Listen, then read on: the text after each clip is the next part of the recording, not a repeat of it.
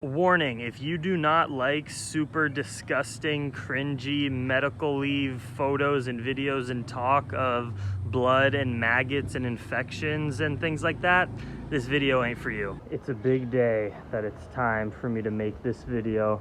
I've been meaning and wanting to make this video for a long time, for over 100 days now, and it is time to tell the tale because I believe the story is over. I'm like 99.9% sure the story's over. There's a slight chance, because technically the skin still has to heal over a little bit from what went down yesterday, but I'm almost positive based on how it feels and what went down that it is over. So here's the story about the bot fly that lived in my head for over 150 days. It all started in Quintana Roo, Mexico, when I was cycling with my friend Alyssa 5 months ago, back in January of 2019. And we were camping one night, just a day or two before getting to Tulum, on the side of the highway in like, just nature-y area.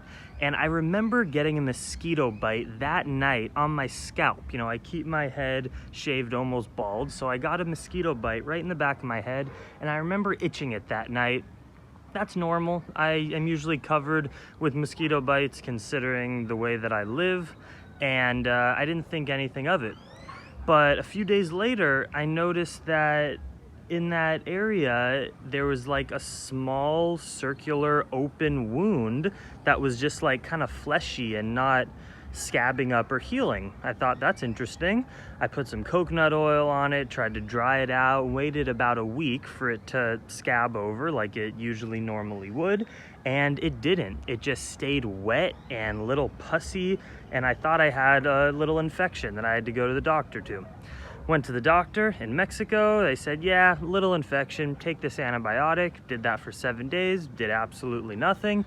Got back on the bicycle, and here's where it started to sting. At this point, I had had like an open wound now for like 3 weeks maybe, and every time that I would bike and a little sweat would get in it, it would sting super bad, and I had to keep that bandana around my head with a little like paper towel or toilet paper pressed against the infected area because it would just leak out little bits of pus and blood all day. Like, sure, it hurt a little bit and was sensitive, but the main reason why it sucked is just because of how inconvenient it was. Maggie, come here. Maggie, come here, my baby girl. Come here. It was super inconvenient to always have a open wound, like, you know, when I'm sleeping at people's houses, and just in general, it absolutely sucked. So, but I had to get back on the bike. I was biking with this, that was a bummer. And then I got to Campeche, Mexico, which is where I went to a hospital, and they said, you know what, there's probably a parasite in there, and the hole is not healing because the parasite is respirating and breathing in there. I was like, oh my God, how gross. They were like, here's what we'll do. We'll give you another antibiotic, a stronger one, plus here's this pill that dissolves parasites, so you should be good. Come here, Maggie. I was like, phew, I felt so good that they had cured me. So I took the pill to kill the parasites, started taking the antibiotics, and Alyssa and I got back on the bicycle, and like 3 days later, she was draining it for me, just like pressing it to get the fluid out. Shout out to Alyssa for being such a great travel companion. And all of a sudden she goes, oh my God, like we're on the side of the road, we're using my pliers, which are dirty and shit, like we burned it to disinfect it. But a few days after that hospital run, she pulls out this white stringy thing, which is what we thought ignorantly was the parasite. Turns out it wasn't. That was just some little byproduct of what was going on. But I thought I was cured from there. So what happened is the skin did start to heal, which meant that whatever was living in there had to have been killed. Maggie, come here. So the skin started to heal after that episode, which led me to believe that like the biggest problem was done and that I just had to get rid of whatever pus was still left in there. So I went about another 2 weeks or so as the skin started to heal, but there was always a little opening that I would drain the pus out of.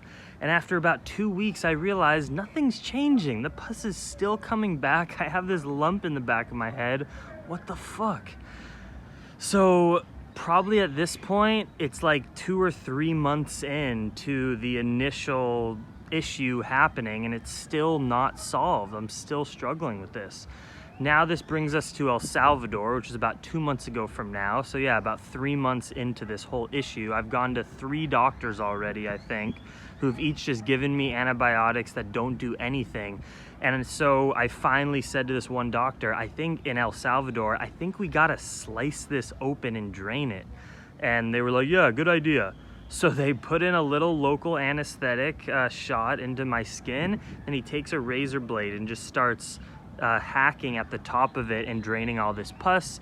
That takes about 5 or 6 minutes. He then cleans it, puts a bandage over it, and that's when I had that white bandage over my head in all my videos for a while, a couple months ago.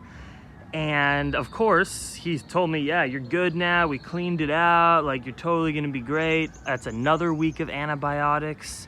Guys, this is not normal for me. Like, I don't like antibiotics. I'm not about that, but I was struggling. Like, what could I do except listen to these doctors? And of course, he puts 2 stitches back there because he had hacked open my head. I had to go through all that fucking shit. Another week of antibiotics, and a week later, I'm back to the same issue. Bump in the back of my head, pus leaking out. Like, oh my God. Like, I started texting my parents, like, if this is 1 more month like this, like, I have to come home. Like, I've gone to 4 or 5 doctors at this point. No one can help me. This can't be healthy to have an infection for this long. Who knows how deep it's getting into my head? Like, this is some fucked up shit. And doctors couldn't help me. Hospitals couldn't help me. And I started to get into this like mindset of like this is the first health issue like this I've ever had. I was freaked out. I was like, I'm gonna cut off my head. This is like every pillow that I laid on when I got up, it was just covered in like yellow shit from the pus leaking out all night. And I was on high doses of antibiotics and it wasn't fixing anything. And I would say to the doctors, maybe there's something in there, maybe you have to cut something out. And they'd be like, no, just take the antibiotics. And I was like, it was freaky. Like, I half was like, fuck it, I'm not even gonna think about it anymore because I've lived with this for so long. And the other half of me was like slightly stressing all day, being like, when am I gonna figure this out? What can I do? Until I came here to San Juan del Sur and I went to a doctor. She put me on a week of antibiotics. Didn't do shit, of course. I went back to her yesterday and said, look, this isn't working. And I called my doctor from back home and he said, I think you have something in there. You need to go to a surgeon. And I'm like, really? So I go back to this doctor for like the week checkup after her medication protocol did not work at all. And I said, look, I talked to my doctor. Can you give me a referral or a reference to go to a general surgeon? And she was like, sure, there's one a few miles up the road. Went to that hospital, laid down on the table, and in 2 minutes, this badass surgeon takes these tweezers, stabs them into my head, and pulls out this. This is a bot fly larva. The way it works is you get a mosquito bite, like I did, which is a tiny little opening. The fly lands on your head, implants, and puts in tiny little eggs, which need to live in your body in order to hatch.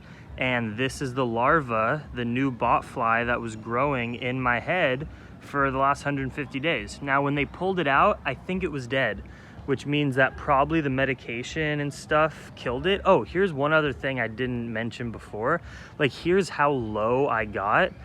After I would go visit a doctor and their shit wouldn't work, like this probably happened every 2 weeks or something, I would get inspired to take it into my own hands because what else could I do?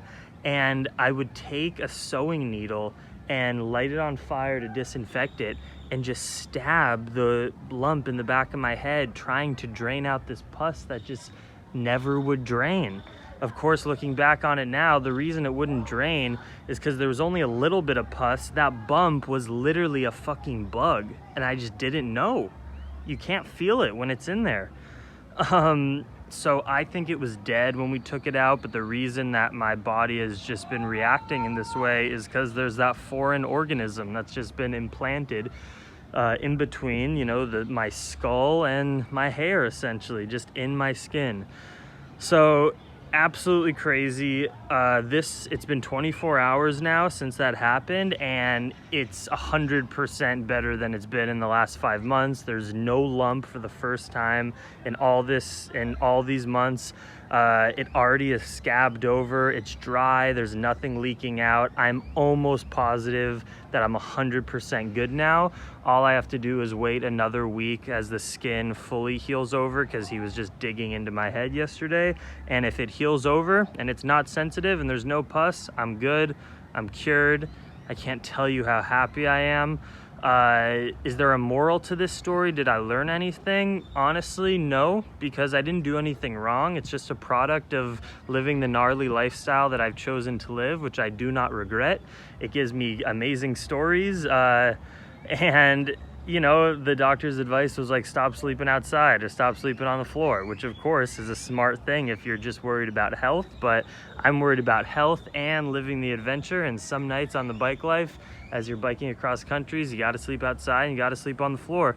So how will this change me? Maybe I'll start putting more bug repellent on my scalp in the future, wearing a beanie, a hat, I don't know. But this shit can happen. So good luck, and I'm just so grateful. I'm just so grateful it's done, because I was getting to like this schizophrenic point of just like, no one can help me. What am I gonna do? I can't live like this. What is happening? I've never had that happen to me before. So lots of compassion to people out there with health issues that they can't figure out. Hopefully you will keep fighting. I kept fighting, kept going to see doctors instead of giving up, and finally we did it. So hope you guys enjoyed that story. Sorry, it was disgusting. Much love, Dream Extreme. Thank you for the support.